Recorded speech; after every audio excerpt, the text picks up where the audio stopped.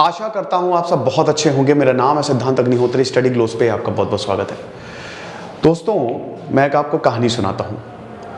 कहानी है एक लड़की की जो कि 9 साल की थी। वो 9 साल की बच्ची, सब कुछ बढ़िया था। 1930s की कहानी है। एक हंसता खेलता परिवार, बच्ची खेतों में काम किया करती थी और बड़े बड़े सपने थे उसके। उसको लगता था, उस समय तो इतना पढ़ाई लिखाई का था नहीं, कि शादी मेरी बहुत अच्छे तरीके से होगी। खुशहाल 4 लोगों का परिवार था, एकदम दूर। पता भी नहीं था कि हिंसा क्या होती है, नफरत क्या होती है। वो बच्ची बहुत खुश, अपनी दुनिया में मगन, अपने दोस्तों के साथ खेलती, अपने भाई बहनों को प्यार करती, सारा काम करती और परिवार भी उससे बहुत ज़्यादा खुश। फिर एक दिन क्या होता है कि उसको एक आदमी मिलता है और वो बोलता है कि बेटा, हालात ठीक नहीं है, कोशिश करो कि तुम ऐसे घर से बाहर ना निकलो। बच्ची को मालूम नहीं था, वो तो छोटी। बोला कि अच्छा, कोई दिक्कत नहीं है। फिर एक रात तूफानी बारिश हो रही, बॉम्ब की आवाज सुनाई दी। दंदनाते हुए सैनिक आए, उनके परिवार को मार दिया और वो बच्ची को उठा के ले गए। उसके बाद बच्ची की पट्टी बांधी हुई थी और जब पट्टी खोली तो एक छोटे से रूम में कैद थी। वहां पे कोई नहीं था। चीखने की आवाजें आ रही थी। सामने एक दरवाजा था। बच्ची डर गई कि आगे क्या होना है। सैनिक आए, बच्ची को समझाया, फिर पीटा और उसके बाद बच्ची का बलात्कार किया। और यह सिलसिला अगले 8 सालों तक चलता रहा। 1944 में फिर जब वर्ल्ड वॉर 2 खत्म होने के कगार पे था, तब जाके इनको, उस बच्ची को आजाद कराया गया। और आज वो बच्ची 85 साल से ऊपर है। और जब वो इस बात को याद करती है तो उसकी रूह कांप जाती है, उसकी आंखों से आंसू निकलते हैं। और ऐसी ढेर सारी कहानियां जो आपकी हालत खराब कर देंगी, आपके रोंगटे खड़े कर देंगी, आपको सुनने को मिलेंगे। हम बात कर रहे हैं कोरिया की कंफर्ट वुमेन, जापान की हम बात कर रहे हैं। कोरिया में जो बर्बरता हुई है, चीन में जो बर्बरता हुई है, हम उसकी बात कर रहे हैं। और आज तक इनको इंसाफ नहीं मिला है। और ऐसी बहुत सारी कहानियां हैं। एक कहानी एक है और ऐसी है, वो बताती हैं कि मैं 25 साल की, तो मुझे उठा के ले गए और उसके बाद हमको नहीं पता था कि हम कहां जा रहे हैं। हमारी जिंदगी एकदम से बदल गई। हमारे परिवार वाले हमसे बिछड़ गए। मुझे नहीं पता मेरी माँ कहाँ गई, मुझे नहीं पता मेरे पिताजी कहाँ गए, मुझे नहीं पता मेरा छोटा भाई कहाँ गया। मुझे एक कोठे में ले जाया गया, एक रूम में बंद किया गया। रात होते ही सैनिक आते, बारी बारी मेरा बलात्कार करते। एक सैनिक आता, जाता, दूसरा सैनिक आता, जाता। हर दिन 30 से 40 बार मेरे साथ ये होता। मुझे दर्द होता, कोई फर्क नहीं पड़ता। कुछ ऐसी भी औरतें थी जिनको कुछ संक्रमण था, कुछ बीमारी, सेक्सुअल डिजीज हो गई थी, वो रातों रात गायब हो जाती, उनको खत्म कर दिया जाता। कुछ ऐसी औरतें जो डिसेबल्ड थी, उनको भी मार दिया जाता। हमको डर के मारे ये करना पड़ता था, जान बचाने के लिए करना पड़ता था। हमको इंजेक्शंस दिए जाते थे। बहुत सारी दिक्कतों का हमको सामना करना पड़ा। और ये कहते कहते वो रो पड़ती है और आज भी इंसाफ मांग रही है। हम बात करेंगे दोस्तों इस काले इतिहास की, हिस्ट्री ऑफ कंफर्ट वुमेन। अब ये मुद्दा काफी चला है। तो कंफर्ट वुमेन मतलब होता है कंफर्टिंग, कंसोलिंग, लेकिन एक तरीके से ये sexual slave, sexual slavery. Japan ने इसको किया। जापान के बारे में समझो पहले। Japanese are highly talented. मुझे आज जब आप देखते हो, अगर आप इतिहास पढ़ते हो तो आज बड़ा सुकून मिलता है देख के। आप जापान देखते हो, जापान बहुत डेवलप्ड है और जापान के लोग बहुत ही शांति प्रिय हैं, बहुत बढ़िया तरीके से रहते हैं। बड़ी बड़ी कंपनी जापान की, भारतीय बहुत काम करते हैं, बहुत अच्छे से। जापानी बहुत अच्छे, इंडिया जापान के बहुत अच्छे रिलेशंस है। अगर आप कोरिया देखते हो तो साउथ कोरिया तो इज हाईली डेवलप्ड। कोरिया तो दुनिया की one of the most developed countries में से एक है। भाई, आधी से ज्यादा कंपनीज तो कोरियंस है, हर कोई वहां पे जाता है, बहुत talented. They are also extremely talented. आप मेक्सिको की बात करते हो तो मेक्सिको में भी यही चीज है। लेकिन आपको पता है कि मेक्सिको, आज का मेक्सिको एक समय का एस्टेक एम्पायर हुआ करता था। 16th सेंचुरी की बात कर रहा हूं मैं। 14 मतलब बहुत पहले मायन सभ्यता हुआ करती थी यहाँ पे, जो कि इंसानों की बलि देती थी। एपोकैलिप्टो मूवी देखिएगा, आपका दिल दहल जाएगा। खून देते थे वो, जितना ज्यादा खून देंगे उतना ज्यादा उनको लगता था भगवान खुश होगा। और आज देखिए सब कुछ सॉर्टेड है, एवरीवन इज सिविलाइज्ड। वंशज वही है, याद रखिएगा, खून तो वही चला आ रहा है ना, लेकिन आज सब कुछ बढ़िया है। ऐसे ही जापान में भी भाई लिनेज तो वही है, जो जापानी आज पैदा हो रहे हैं, जो हुए भाई वो उन्हीं सैनिकों के हैं ना जिन्होंने बर्बरता की, लेकिन आज वो सब कुछ बढ़िया है। इंसान का माइंड आज पूरी तरीके से बदल गया है, हर कोई डेवलपमेंट की तरफ जा रहा है, सब अच्छा हो रहा है, लेकिन कहीं ना कहीं वो शैतान तो छुपाई है इंसान के अंदर। अब आप जापान की हिस्ट्री समझिए, जापान की 19th सेंचुरी तक एक क्लोज्ड इकोनॉमी था, बिल्कुल क्लोज्ड, कोई भी आ नहीं सकता था, बहुत लंबा चौड़ा इतिहास है। चार, जैसे भारत में था ना कि 4 डिविजन्स थे, वैसे ही जापान में भी डिविजन्स थे, बहुत लंबी चौड़ी है। मेजी रेस्टोरेशन पे मैंने पूरा एक लेक्चर लिया, आप देखिएगा। लेकिन फिर 1868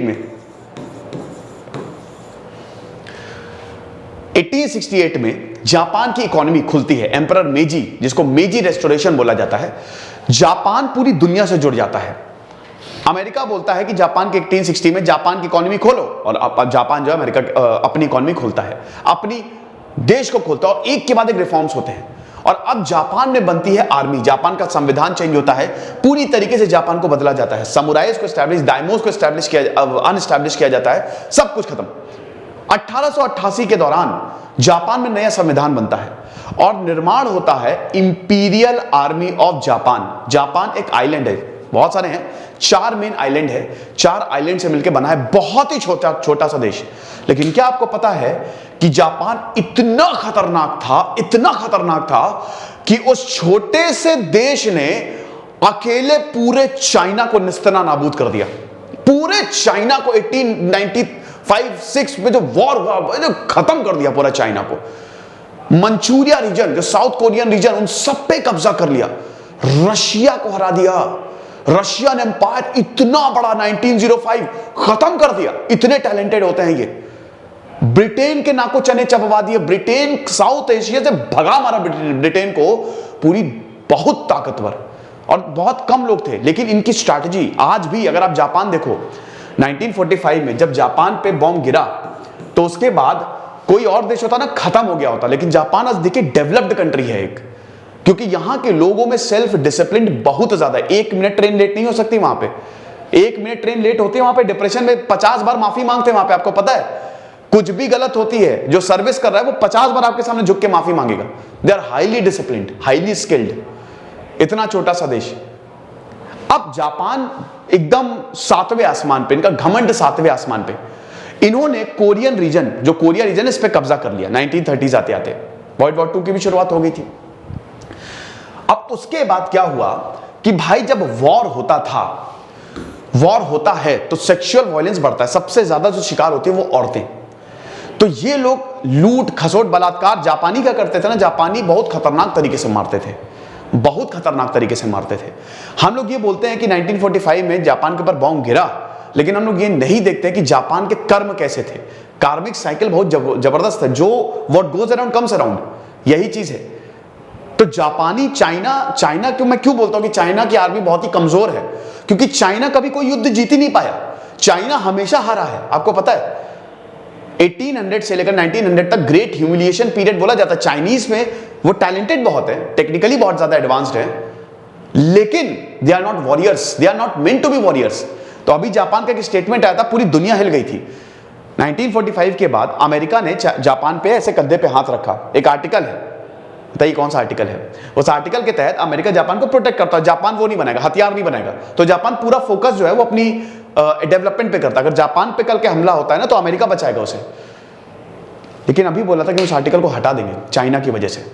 और जापानी इतने खतरनाक है ना, अगर ये अपनी पे उतर है तो इनसे कोई नहीं बचेगा, खत्म कर देंगे सब कुछ, ऐसी ऐसी चीजें बना देंगे ये। तो वॉर में ये सब होता है, ठीक है। अब कंफर्ट वुमेन, ये आप स्टोरी समझ गए। तो सेक्सुअल स्लेव्स को बोला जाता है, जो कि कोरिया पे जब इन्होंने कब्जा किया, ये शुरू होता है 1937 से, 1937 से। 1937 में लगभग 80,000 से ज्यादा महिलाओं का बलात्कार हुआ। कहां पे? नैनकिंग, रेप्स ऑफ नैनकिंग का नाम सुना है? Nanjing. Second Sino Japanese war शुरू हो गई। जापान दंदनाते हुआ घुसा चाइना में। नैनजिंग में उन्होंने लूट खसोट की। वो क्या करते थे ना, वो मार देते थे। वो ऐसा नहीं है कि जैसे क्या होता है कि जब आप किसी एरिया पे कब्जा करते हो तो वहां के लोगों को आप बंदी बना लेते हो। ये बोलते थे भाई इतना हमारे पास टाइम नहीं है, बंदी बनाएंगे, इनका ख्याल रखना पड़ेगा, तो सबको मार दो। पता कैसे मारते थे? सर काटते थे। ये एक दो ऑफिसर में ये शर्त लगी थी कि कौन कितने सर काटेगा, ऐसा था। नहीं तो बहुत ही फेमस जिंदा गाड़ देते थे। ये कब्र खोदी, जिंदा गाड़ दिया, जला दिया जिंदा, ऐसे तड़पा तड़पा के मारते थे। एक अमेरिकन ऑथर लिखते हैं, उस समय जब मैंने ये नजारा देखा नैनजिंग में, हर तरफ बलात्कार ही बलात्कार, हर तरफ लाशें पड़ी हैं, पानी खून से लाल हो गया, औरतें मर रही हैं, कट रही हैं, बुरी हालत। अब 1937 में जब ये सब हुआ तो उस समय जापानीज एम्परर हिरोहितो को लगा कि भाई मेरे लिए बहुत बड़ी दिक्कत है, अगर यही होता रहा तो मैं तो गया काम से। तो उन्होंने इस पे लगाम लगाई। उन्होंने बोला कि अरे ए आर्मी रुको, इंपीरियल आर्मी ऑफ जापान रुको, सब कुछ करो लेकिन लिमिट में करो। तो कोठे बनाने शुरू किए गए, ब्रॉथल्स बनाने शुरू किए गए। चाइना में ही बड़े बड़े ब्रॉथल्स बनाए जाते थे। तो अब क्या होता था कि कोरिया में पहले तो सब खुलेआम बलात्कार हो रहा है, औरतों के यौन हिंसा हो रही है, लेकिन अब क्या होता था, इन औरतों को बाकायदा पकड़ पकड़ के लेके आया जाता था और इन कोठों में डाल दिया जाता था। अब इनका एक ही पर्पस होता था कि जापानीज आर्मी को सर्व करते थे, जापानीज सोल्जर्स को सर्व करते थे, एक ही पर्पस था इनका। और हर जो औरत होती थी वो 40-40, 50-50 उनको सर्व करती थी, और it was very very disastrous. एक और आपको चीज बताता हूं कि इसमें बहुत सारी औरतों को मार भी दिया गया, जो डिसेबल्ड थी या जो बीमारी थी जिनमें, या जो नहीं कर पाते थे, जिनका काम पूरा हो गया था, उनको मार दिया। जब वर्ल्ड वॉर 2 खत्म हुआ तो जो लाशें मिली है, जो कब्र मिली हैं, उसमें बहुत सारे जो औरतों के कंकाल मिले हैं। बोले कि भाई ये क्या है, मतलब समझ लीजिए लाइन लगी हुई थी ऐसे। ये थी कंफर्ट वुमेन। अब इनमें बच्चियों को भी लाया जाता, बच्चियों को भी मारा जाता। जापान, चाइना में सबसे बड़ा था, Philippines, Indonesia, Malaya, Thailand, Burma, east New Guinea, Hong Kong, पूरे साउथ ईस्ट एशिया में इन्होंने अपने कंफर्ट स्टेशंस बना रखे थे। एक ही पर्पस, अगर सोल्जर्स आए तो आपको उनको सर्व करना है, दैट्स इट। हुआ क्या कि धीमे धीमे औरतों की कमी होने लगी। ये देख सकते हैं आप कंफर्ट स्टेशंस पूरे के पूरे देख सकते हैं ना, पूरे के पूरे साउथ ईस्ट एशिया को। ये लाल येलो आपको दिख रहा है ना, ठीक है, ये तो टेस्टिमनी जो लाल है कंफर्ट सर्वाइवर्स है, कहां का उन्होंने टेस्टिमनी दी है। पूरे साउथ ईस्ट एशिया में इतनी सारी औरतें, पूरा मूवमेंट चलाया है जापान के लिए। जापान से ये अपेक्षा की जाती है कि जापान इस पे माफी मांगे, जापान से बोला जाता है। अभी हम उस पर भी बात करेंगे, आफ्टर मैथ क्या हुआ। फिर जापानीज सोल्जर्स टेस्टिमनी ऑफिशियल्स, ये सब आप देख सकते हैं कि ये भयानक कंफर्ट स्टेशन जो है बनाए गए थे।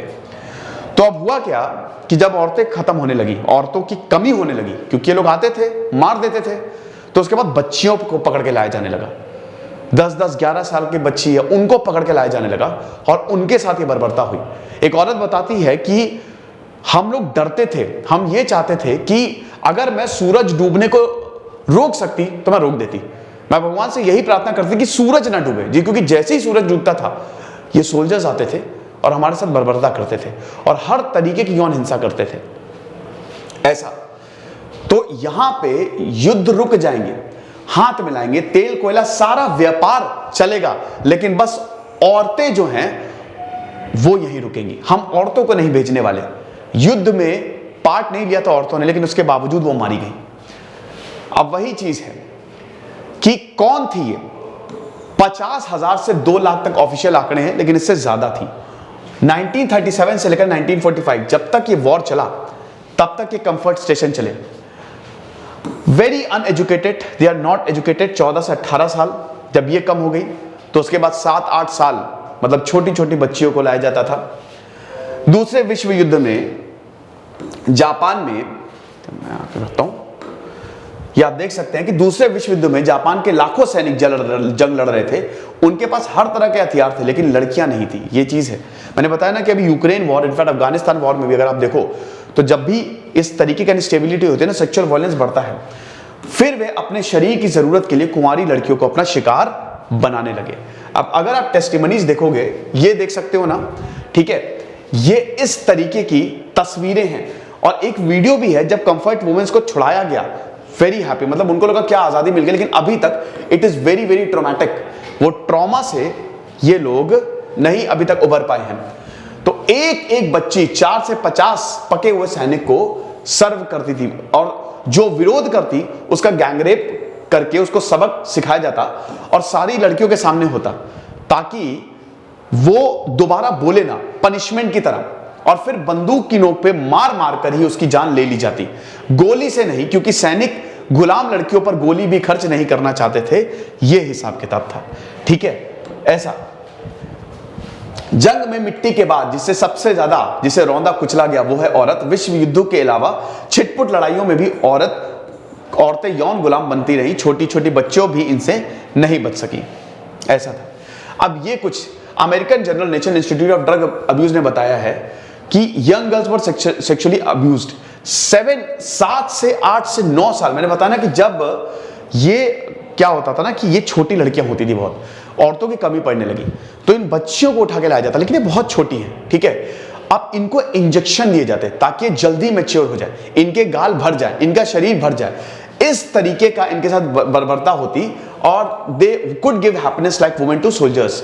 Like all man in war, the Japanese soldiers lived with the spectre of death. To soldiers in the front line ever surrounded by the sound of guns wrapped in smoke, stinking of death and not knowing when the death would come. A visit to a comfort station was no doubt only form of relief. ये चीज है कि भाई war में बड़ी दिक्कतें रहती हैं, ठीक है। वॉर में आपको जान का खतरा रहता है, आपको नहीं पता कि कब डेथ हो जाए। कंफर्ट वुमेन खाली इन लोगों को ये था, एक रिलीफ था, ऐसा बोला जाता है। अब बताइए, जब इनसे माफी मांगी गई, मतलब जापान से बोला गया कि माफी मांगो, 1945 में सब खत्म हुआ, जापान के ऊपर एटॉमिक बॉम्ब गिरा। जब बोला माफी मांगो तो जापान कहता कि कोई कंफर्ट वुमेन, कोई स्टेशन था नहीं, प्रूफ लेके आओ। हजारों टेस्टिमनी सामने आई है, कहता प्रूफ लेके आओ। एक बार शिंजो आबे ने भी बड़ा आपत्तिजनक बयान दिया था, बाद में उसमें माफी भी मांगी कि कोई कंफर्ट स्टेशन नहीं था, लेकिन था। अभी तक जापान ने इस पे ऑफिशियल माफी नहीं मांगी, किसी पे माफी नहीं मांगी उन्होंने, जितने भी कृत्य किए उन्होंने। तो अब देखिए, ये जो इंजेक्शन था नंबर 606, इनको जबरदस्ती दिया जाता था, ठीक है, जिसको आर्सेनाफेमाइन या सैल्वर्सान बोला जाता था। ये बहुत ही खतरनाक इंजेक्शन था, ठीक है। इसके इतने साइड इफेक्ट्स होते थे, बेसिकली प्रेगनेंसी को प्रिवेंट करने के लिए, एबॉर्शन को खत्म करने के लिए, स्टेरिलाइजेशन का इंजेक्शन होता था।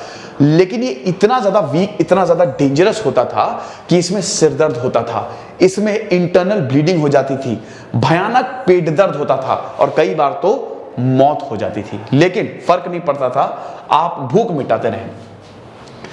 इन्होंने बताया कि सो मेनी सोल्जर्स, एक ताइवान वुमेन ने बताया है कि इतने ज्यादा, आप समझिए कि सोल्जर्स की यहां पे लाइन लगती थी, ठीक है।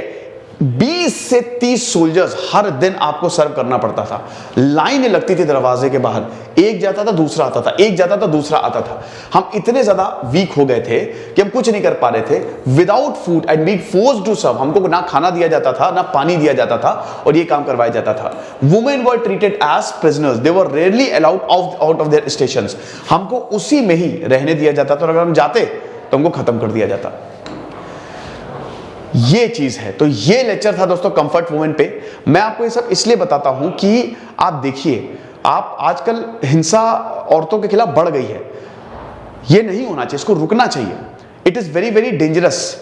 इतिहास में जो हुआ वो दोबारा ना हो। हर कोई जो है वो सही से चले और हर किसी को इज्जत दे।